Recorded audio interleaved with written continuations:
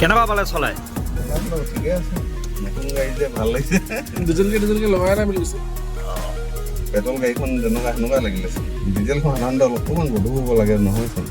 অঁ, ঠিকে আছে। আপোনাৰ ছোটা হাতীখনৰ নিশ্চিত ছোটা হাতীতকৈ ভাল পাইছে তাৰমানে ন অলপ? তাহাঁতিতকৈ বেছিহে কমফৰ্ট লাগিছে। এখনতকৈ মাইলেজো ভাল পাইছে বুলি কৈছে।